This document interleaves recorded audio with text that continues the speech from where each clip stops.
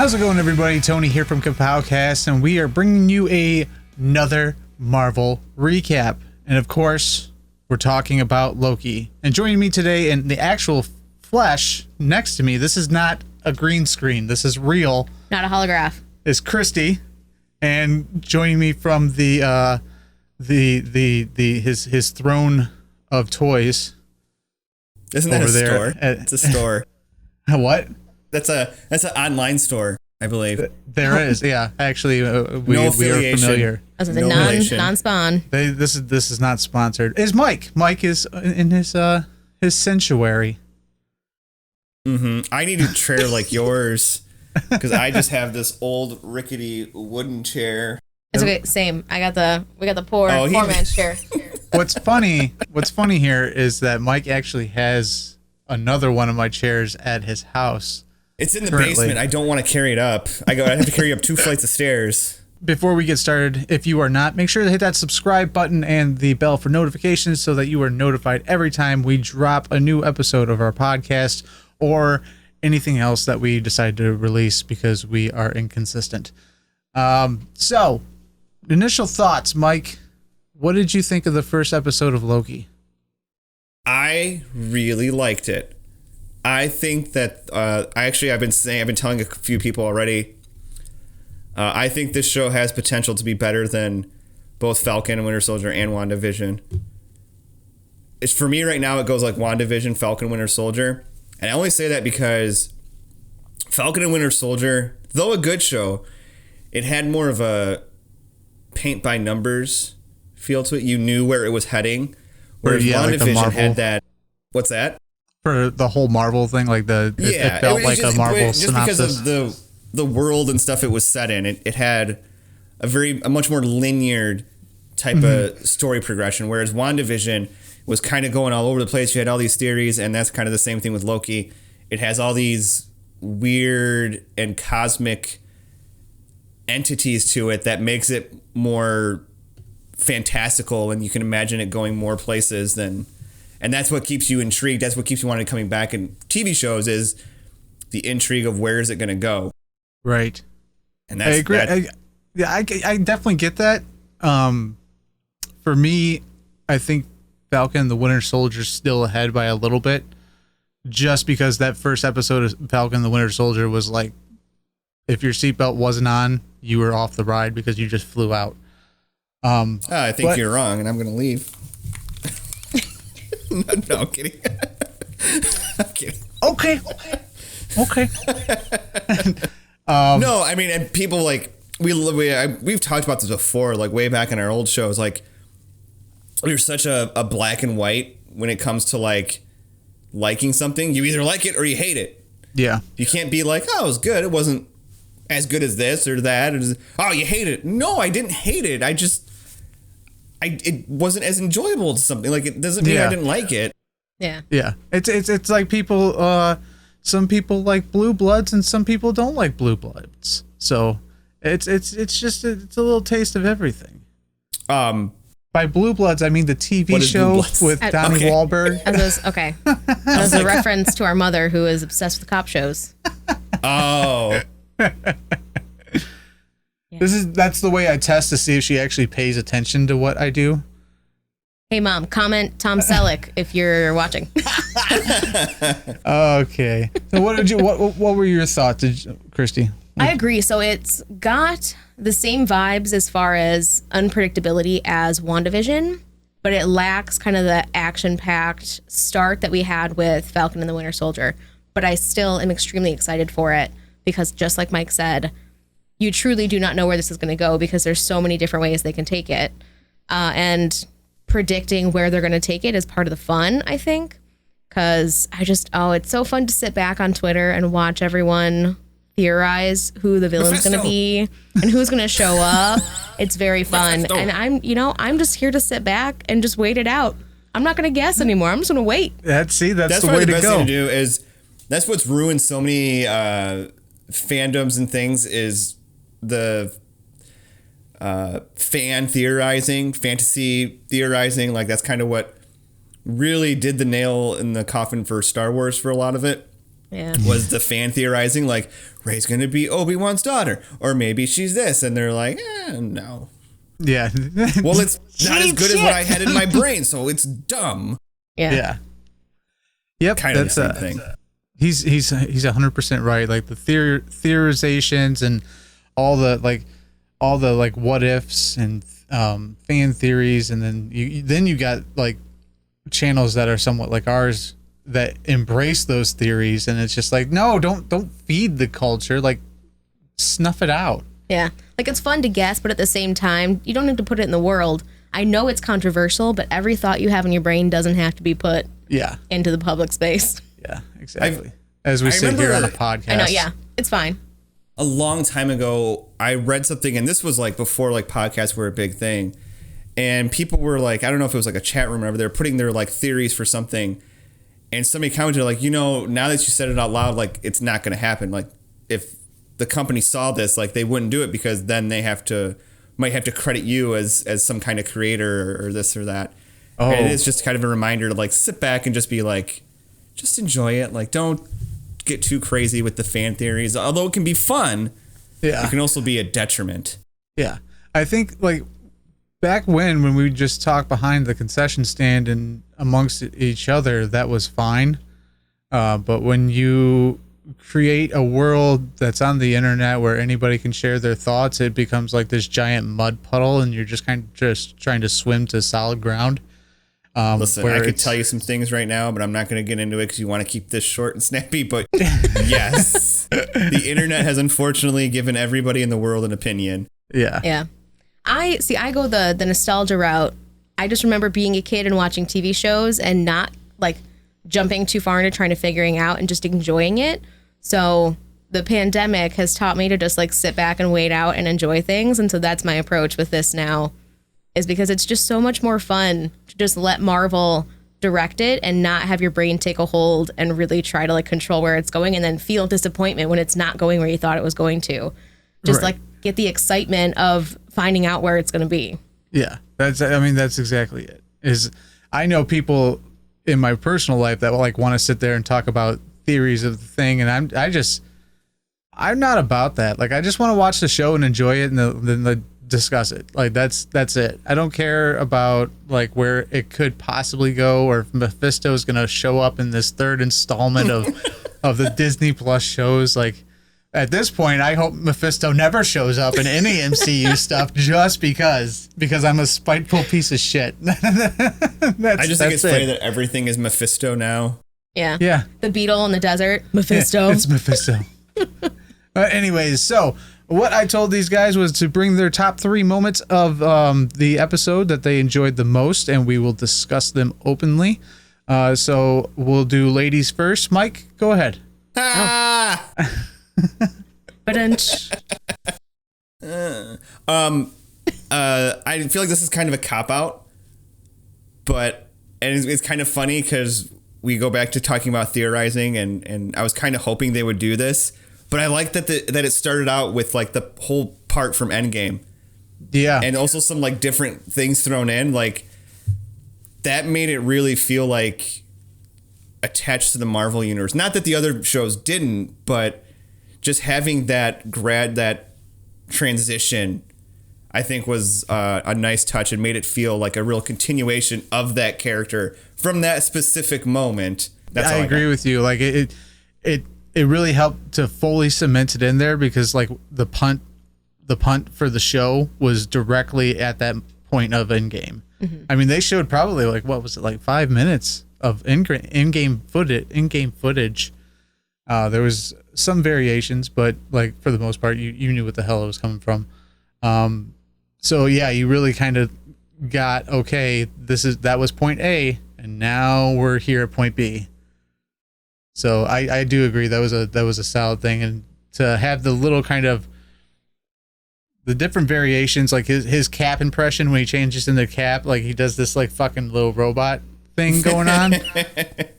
And I was like, okay, like to me, like as a storyteller, like a visual storyteller, like this is Loki's perception. Yeah. Where like Endgame was the Avengers' perception.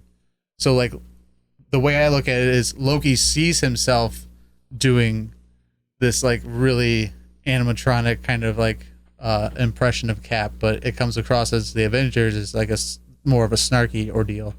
I totally agree. I love seeing the different perspective of it and really kind of introducing us to how Loki as a character is going to come across in this series. We always know that he's this snarky guy, but I think this series really fully pulled in just exactly what we're dealing with. Yeah. I guess is a good way to put it.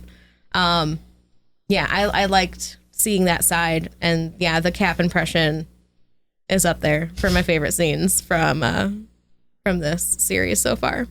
So, all right. So what was your first moment that you have in mind? I see looking at my cheat sheet. So my first moment is the TVA arrival and kind of the waiting room with Miss Minutes. And this is a multifaceted favorite moment because while it was also enjoyable to watch, I also have to shout out our girl Tara Strong, who voices Miss Minutes. And then I also have to shout out the Marvel marketing team who created a Twitter for Miss Minutes back in May with a bunch of little Easter eggs and a bunch of codes and stuff. So if you read through it, it's extremely interesting. So yeah, if you're Twitter, go check out Miss Minutes. I highly recommend it. There's a bunch of different stuff. There's a couple of glitches that occur, and it's very fun to tie into the TV show and try to figure out what they're going to do with it, because it's direct from the source, so it's not fan theories, but you can kind of do the fun bit of trying to piece together the puzzle that they've got going on there. So multifaceted favorite moment. I am glad that you knew that it was Tara Strong. Heck yeah. I did not know that. I was sitting there in that scene and I was like, that voice sounds really familiar. Like so she officially made the jump then. Huh? She officially made the jump. She did? Yeah. From DC to the MCU. I was trying to remember if she had done a jump before, like in she probably has. Her credentials are easily endless. 10 miles long. Yeah. She has appeared in a movie with Jeremy Renner already. So halfway there. Yep. The thing I love best about the Miss Minutes thing was just how they're kind of going over to catch you up to speed, and it's like all this like exposition, but it doesn't feel like exposition. But also the fact that they're just like, yeah, there's a multiverse war. Yeah. I'm sorry, what? They just gloss over it. It's casual. Can we talk about that a little bit more? Yeah. Yeah. And just like how like now there's this sacred timeline, but then like all these thoughts start going through my head. I'm like, well, wait a minute. At the end of Endgame, didn't Cap go against the timeline then? Shouldn't he be in trouble? And the Avengers, when they did, and they're like, nah, they meant to do that. They were supposed to. And they just explain away, just like, okay. The one line of dialogue fix. Exactly, yeah. That was supposed to happen. Exactly. Very much a cop-out, but it's fine. We like those guys. They can do whatever they want.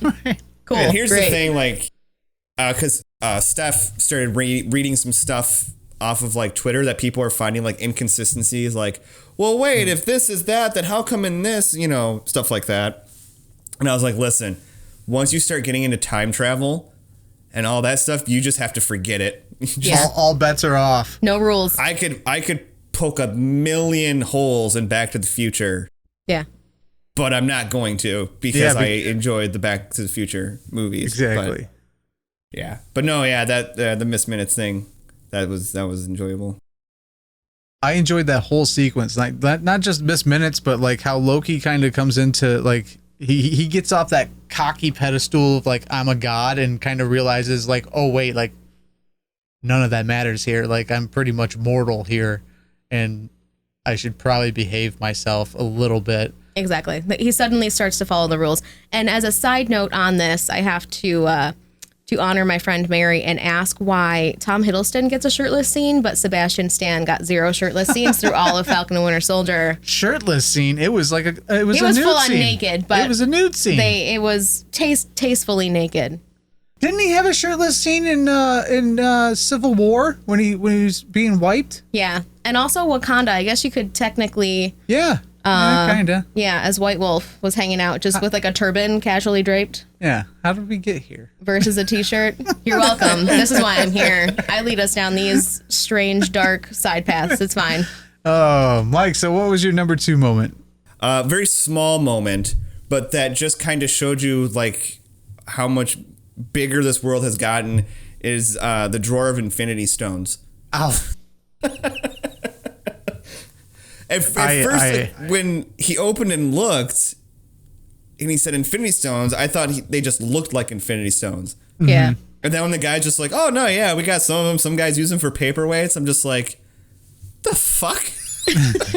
I feel like that really kind of like it takes the viewer and makes you realize just how powerful this like area of the MCU is they look at Infinity Stones as like nothing, as trinkets. Yeah. Well, and what's cool is that they do that through Loki. So you and Loki are experiencing this together. Yeah.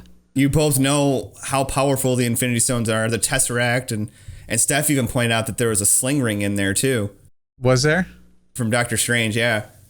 But and like not only is there Infinity Stones in there, there's like 4 Power Stones. There's like 3 Time Stones. Yeah, there's a huge amount of repaints in that drawer there. Yeah. Yeah. It's just like that was like the moment, and that like is kind of the catalyst for Loki as it moves forward, and it was just really bizarre to see, but it just showed you what kind of adventure we're going on. Mm-hmm. Yeah, I totally agree with that. That was probably like one of my top favorite moments. I was like, wow, this like really cemented in that like we know what those stones can do together, and they do nothing. They don't, whatever. It's Infinity Stones. It's not a big deal. Yeah. Why are you making a big deal out of everything? What did you think of that? Yeah, actually, this is also my second favorite moment. I referred to it because I like to come up with cute little names for the scenes. Was when you teach a man about a fish. So yeah, and then it got me thinking. It was like, oh wait, so the reference to the Avengers they were supposed to have broken the timeline. Yeah. Was this part of the plan with that? Did they just come scoop up some spare Infinity Stones? Was that like plan C out of plan A through Z for trying to defeat Thanos? Does that come into play here? Who knows? But yeah, just to see the scope of the power of the TVA, and to see that recognition and kind of the resignation on Loki's face as he like thinks through it. You're like, oh, yeah, he realizes he's pretty much screwed. There's no getting out of this. But he still like takes a Tesseract with him. He's like, yeah. He's still my buddy. I'm gonna take it. It's almost like he treats the Tesseract as like his last hope. Yeah. That like I was hoping you were gonna say Binky.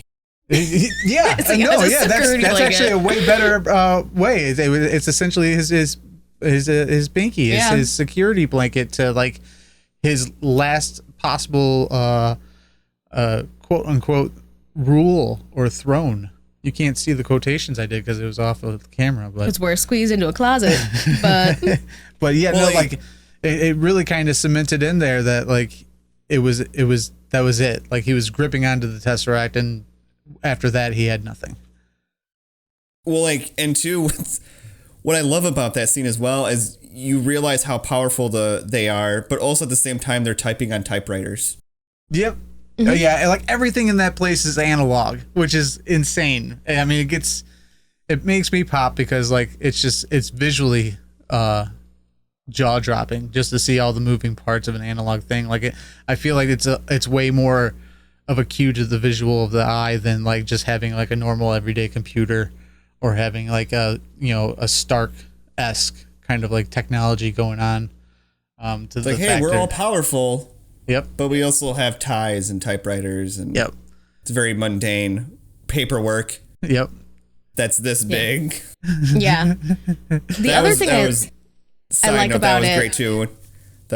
Here's everything you ever said. What? And this. And this. And it's like what were those things called? The big oh shoot, I can't remember what they're called. It's like ADOT printers or something like that. Yeah. Where they were all loud and shit. I remember those from elementary. Yeah, I was at a car dealership yesterday, and they still print the financial forms on those. My so God. I got very happy to hear the call back again. It was great. But yeah, I also love, I mean, it gives me, once again, calling back to WandaVision, which we already know is my favorite so far of the series. it just gives you vibes of that. Like, that was part of my favorite things watching WandaVision, was just looking at how they decorated the sets and everything that they found to do it. And so looking at the TVA, I just love it so much that they went through all this painstaking detail to decorate it like it's a 1960s office. Mm-hmm. But, you know, they're all-knowing timekeepers and Minutemen. And it's just so nice. So nice. My final one is the Who Stole the Time Turner, which is a Harry Potter term, but I don't know what they call it. The reset. Oh, the reset. Yeah. I totally seen that happen, by the way. Yeah? I'm going to boast right now. Like, he helps him up, and I was like, he just grabbed the looper thing. And Janelle's like, what? And I go, Loki just grabbed the reset. And she's like, no, he didn't. And all of a sudden, he uses it. I go, I fucking told you. She's like, how did you even see it? I go, what was this? Been like now 12 years? I go, I've learned to watch Loki when he fucking does that bullshit now. Like, I've gotten to that level of Thor where it's like, I don't trust you. Like, you're looking for a conniving way to get out of here already. Yeah.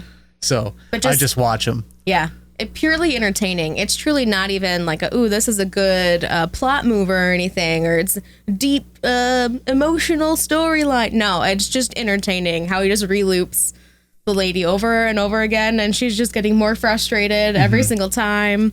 It's just entertaining. Loki being Loki. It's just Loki being Loki. It's just Loki being Loki. Exactly. I love taking us back to that, you know, delightful little prankster.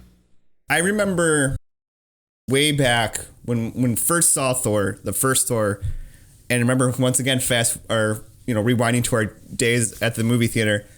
And I remember, I think I was talking to like Tony Yu and I think maybe Brian about it, one of the managers, and telling you guys like, listen, like, I don't know what it was, but like Loki in this movie was phenomenal. Like, and I the part I always go to is the part where they're arguing on the Bifrost. Yeah.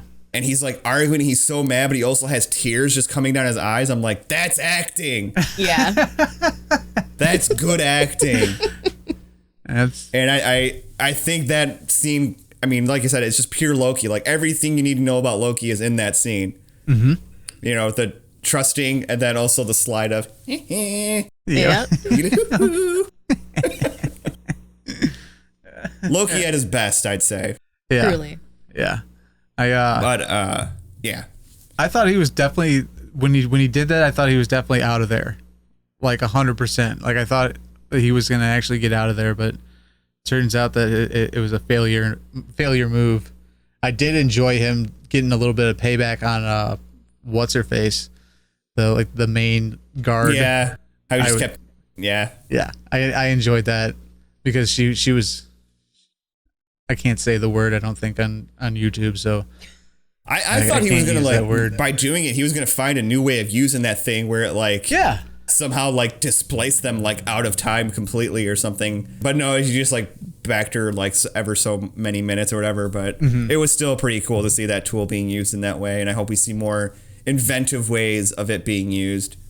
I just want to add a side note here. I'm not, like, the biggest, like, Owen Wilson fan, but I'm actually really enjoying Owen Wilson in this.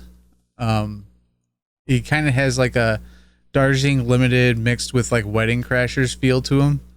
And like, I feel like the balance of those two characters are like pretty pristine, and to the point where I was actually sitting back and going, yeah, you know what? I don't want to punch you in the face. Like, I'm enjoying you. Yeah. I have a limited patience for Owen Wilson and a lot of things, but I enjoy his character in this. Also, the gray hair. I don't know how I feel about it, because in my mind, Owen Wilson is perpetually like 34. But with gray hair, he's got to be mid-40s, 50. So, yeah. I just love that there's now a Marvel legend of Owen Wilson. I know. I was like so tempted to buy it just to be like, it's freaking Owen Wilson. Like, why not? Yeah. Like, I mean, that has to be pretty cool for him. Like, yeah, you know, somebody who like came from, he, you know, obviously had his dark patch there for a while, a few years ago, but now it's like, oh, now he's in the MCU and he has his own action figure. Yeah. Right out the gate. Like, I can't even fathom, like, as an actor or anything, like how cool it is to get something like your own action figure. I know there's some people that are like slightly off put by it. You're right. But I mean, at the same time, it's like, how cool is that? Like, you just go to the store, like, hey, there I am. buy it. What another weird Owen Wilson factor in this is like, I feel like most movies that Owen is in, they always light his face very evenly, where like the MCU uses dramatic lighting.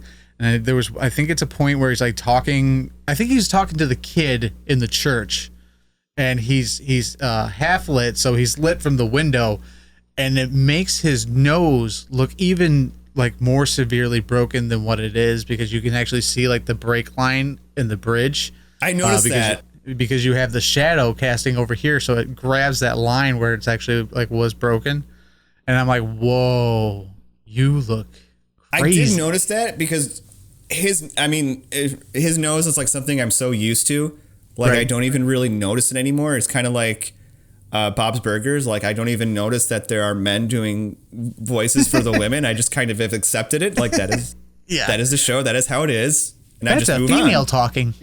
Yeah, it's kind of like the same. Like I've accepted it. I'm used to it. But I did notice like there was one screen cap I saw where like you could see that line, and I was like, has that always been like that? Yeah. Yeah, like that. It was insane. I mean, it kind of shows the severity of that injury, I guess. Third and probably favorite moment was, and which is funny because Christy had mentioned like it wasn't like the thing with the stones wasn't like a super emotional scene or anything. Was actually when Loki was basically reliving the alternate Loki's life. Yes. And why that's so cool is it also kind of because this Loki isn't the Loki we saw in Endgame. That's very clear. Like he's especially like he's fresh off his loss from the Avengers. He's very angry. But then he gets to relive these moments that kind of shaped the Loki that we got by the time Infinity War rolled around. Mm-hmm. And I'm not saying he ain't going to try some sly shit at some point, but it did feel like that kind of like brought him up to where we were with him as a character. Because he is this very multi-surface, multi-dimensional, complex character. Probably one of the more complex characters I think that the MCU has. Mm-hmm. But just having him go through, relive like all those like huge moments. And once again, seeing that stuff from the MCU where it's like, yes, these TV shows are TV shows, but it is MCU. Like this is part of that. And just seeing him emote once again, acting through all of it, you know, and if I remember correctly, like at the end, like he's sort of smiling. So there's part of me that's like, okay, is he up to something? Is there something he learned from this or saw in this that he's going to use to his advantage? Because that's what they've done with the Loki character for so long. You can't fully trust him. Yeah. You're just like Thor. Even in Infinity War, when we see him get choked out, like, me personally, I was like, he ain't dead. He coming back. Yeah. But this really cemented in that he dead. That's it. He dead. But the like you said, the emotion that like the emotional roller coaster literally, because it was like it's like the Cliff Notes version of what we all seen. And how great that it was all shot just like the MCU. Yeah. And it was pretty. It was I felt the tingle in the nose. When he's watching it and like he's like having all these like reactions. Like, well, I mean, hell yeah! Like, imagine if someone like took you and replayed like some of your like worst moments. Right. Like, here's where your mom died because of you. Yep. Here's where your dad died because of you. It's like, oh, and that kind of that'll lead into more Owen Wilson talk, but I thought it was really cool, like that they were we kept waiting for it too. When they were showing him like all the stuff from the 2012 Avengers and Steph kept going, she's like, are they going to show she'd be like, oh, they're going to start showing him more? Are they going to start showing him what happens? And then they would kind of go away and then they come back, then they go away, and then they come back. It's like, okay, now they're doing it. So when he was like finally fast forwarding through all that, good thing he knew like where to stop all of them. But when he was going through all of it, I was like, okay, cool. Like he's having like all this character progression in these few moments just by seeing all these things that he's done. Like they even showed like his reconciliation with Thor, which I thought was really cool. Yep. That was all pretty, like, it was crazy because when you break it down, you're watching each individual movie, you see these moments, they're almost kind of like minuscule in the grand scheme of that movie, you know? But then you take something like this and you combine it all in like a greatest hits format, and you're like, Jesus Christ, like this guy really was in the shits through this whole movie. Like if you did it with Thor too, like, yep, I think you could do that with any of them. Yeah. Well, and that's the funny thing is, I saw somebody post something today on Facebook about the Royal Oak Theater in being closed. What? Apparently, the Royal Oak Main Art Theater is now closed. I guess there was some sort of dispute with the landlords. But he posted something about like, hey, is there any other art theaters around where I don't have to go and see the same regurgitated reboot superhero movie stuff? And it's kind of like, it's easy for people to write off superhero movies as just these fantastical adventures and just it's all about the action and the effects and this and that. But no, there's actual character, well, at least in Marvel, there's actual character development in a lot of these characters. Like you look at Loki, you look at Thor, you look at Tony Stark, Cap, like they've all had these specific beats and these character changes where you don't really appreciate them when you sit down and you just like watch a movie like, oh, I'm going to watch Winter Soldier today, or oh, I'm going to watch Civil War, I'm going to watch Iron Man 3, bam, bam, bam. And then, but if you sit and you really look at the grand perspective of it, you're like, oh, wow, no, they did some great things with those characters. Like Tony Stark, like, you know, him being the one to do the snap, like that showed the ultimate character progression. Yeah. Yeah. Every time I see that scene, just even the tidbit, like what flashes through my head is the moment in the first Avengers where him and Steve are arguing about, you know, always a way out, never the one to be the man to lay on the wire. And I'm like, how we went from this to this. Because he even says, like, oh yeah, I'd rather cut the wire. But hell, even at the end of Avengers, there already is kind of that character progression when he's like, all right, I'm going to take this nuke through the wormhole. Yeah. All right, so big theorized, big thing that people keep texting me about, the ending of the show. Yes. We see a hooded figure that takes out another clan of the time agents, and we know that apparently there's another, you know, Loki running around causing havoc through the timeline. Do you think the shadowy figure is Loki? Didn't even finish. Now, yes. Okay, so yes, we all think it's Loki. Do you think it's Tom Hiddleston Loki? No. I think it's a female Loki. Me too. Oh. I think we're gonna hit the female Loki. Fan theories. That's the only fan theory I have about the whole thing. Is like, because like I'm watching it. It won't make or break the show if it's not. But right. No. I mean, I've already heard rumors that there will be like a female version of Loki in the show. So it seems like that would be kind of an interesting way to go.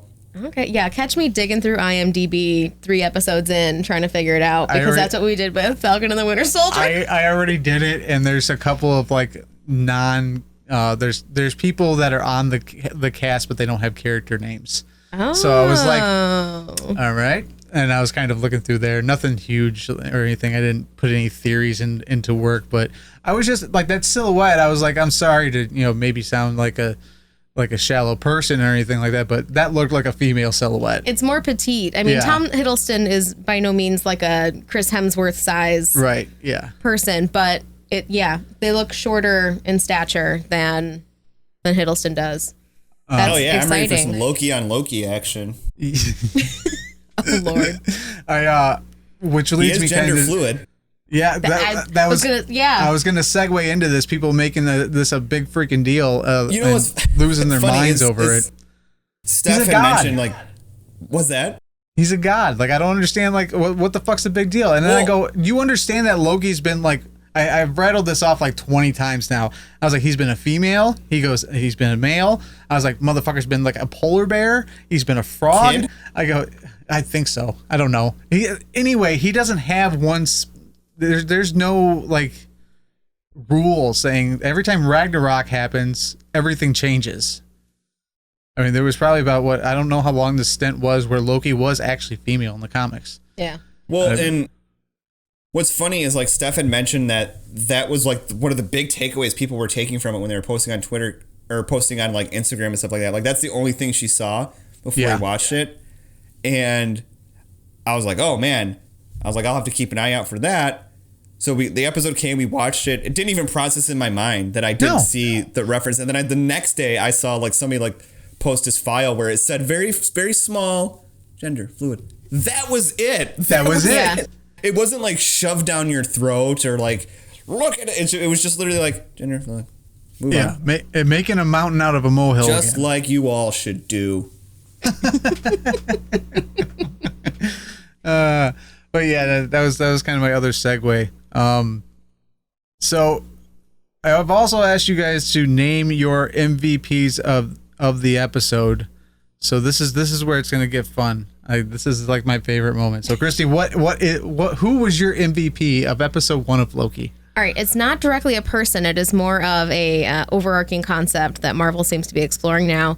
And piggybacking on Mike's last favorite moment of watching yourself die, etc.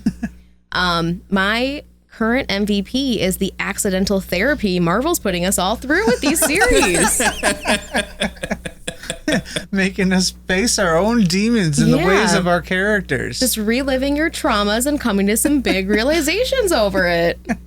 Free therapy. Thanks, Marvel. Really making us think about our bullshit. Mike, who was your MVP of this episode? It's kind of funny because we already kind of talked about it, but like Owen Wilson, he surprised me a lot in this. And the thing is whenever you cast an actor like that, because Owen Wilson, he has a very distinct, like you were saying, like he has a look to him. He has a way that he talks where it's distinctly Owen Wilson.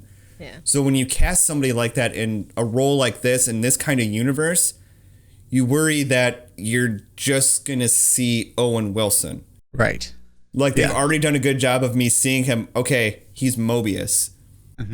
And people now are even theorizing that he may have a more sinister agenda. Because some people were saying that his interaction with Loki in the room, they said he was kind of pulling off some manipulative stuff. Yeah, he was kind of fluffing him a little bit. Like, kind of, whatever. But I just think when you can take an actor like that and put him in this world and where you can see past the actor, and I think he's going to be a lot of fun. And we already got a taste the chemistry with him and Hiddleston. It's there, the synergy, if you will. That's what happens after we get done recording. So you were talking, and a thought popped in my head, and maybe one of you can confirm it. Did Owen Wilson let out one wow? No, not that yet. I can remember, because trust me, I was waiting for it. But we got 5 episodes to go, baby. What was that? I know we got a lot of time to go. Plenty of time. Yeah, we got a lot of time. So my MVP of the episode is when Loki first arrives and he's signing everything that he ever said. The cat in the room. Yes, thank you. That's my MVP. I decided I just saw that cat, and I was like, "Oh, watch! There's gonna be fan theories. Oh, look, is that a flirkin? That crossed my mind. I was like, "Is it a flirkin?" Because the only flirkin I've ever seen in the comic books is Goose, or Chewie. Yeah. Yeah. So, yeah, of course that popped in my head. Like, oh, is it a flirkin? All I know is he was cute and cuddly, and I wanted to squeeze him. Doesn't take much for you. If I ever show up in the Marvel universe, that's going to be my character, is the guy sitting, or the person sitting behind a desk with a stack of paperwork, just very plainly saying, "Stop talking, sign the paperwork, and get out of here so I can go back to hanging out with my cat." You've already done years of research on the subject. Yes. Yeah. What I did think was funny, one side thing to think about is we watched something after we watched the episode about the first episode, and they pointed out something very intriguing that I didn't really think about, but like, not just with Loki, but with all time variants, like, they don't know what they're doing. Yeah. Like, Loki didn't know that he was unknowingly becoming like a time fugitive by doing that. He just saw his window and he took it. Yeah. The Avengers are the one that messed everything up. Don't give me the whole they were meant to. This was a direct situation that happened because of what the Avengers did. Yeah, it if the was a Avengers were domino supposed effect. to do this, then wasn't Loki supposed to do this? Because now we're getting into it where they're like, nope, everything's predetermined. There's no free will. What? What about when Doctor Strange does the time thing? That's what it was with fans. Dormammu, I've come to bargain. What is that? Or when he looks through like all the different futures and there's like, there's all these outcomes. We win one. What's that? Yeah, I mean, I don't know. This is why you can't think about time travel. Yeah, your brain will explode. What I have to say is we still have 5 episodes left. I know. And then comes in my fan theory of the episode, since we talked about how I'm going to sit back and not do them. Is the TVA the real villain here? I feel like they're manipulative. Like I don't feel like they're a power of good technically. Well, that's the Is this thing. a Like, they could social be like commentary in disguise? Weird gray thing, especially when once again you say like they're trying to say like, oh, everything's predetermined, so there's no free will. Yeah. That doesn't sound like a very noble thing. Yeah. Just to protect the sacred timeline. And I think, I mean, if this doesn't get you more pumped for Doctor Strange and Multiverse of Madness and all that jazz, whew. Yeah. I mean, and then Loki even contradicts that statement when he's going through his little greatest hits clip, when he says that there's always 2 paths, there's always a fork in the road, and the wrong path is always chosen. Mm-hmm. So it's like people have had the ability to choose the wrong path the entire time, so what's changed now? So I think, my brain's going to explode if I go any deeper into trying to think about timelines. I did like the one comment they did where Owen Wilson tells him like, you weren't born to rule. You were born to make people be their best selves. Yeah. I'm like, oh my God, what a kick in the dick that must be. Yeah. you were meant to accomplish nothing. Is to make other people great. Yeah.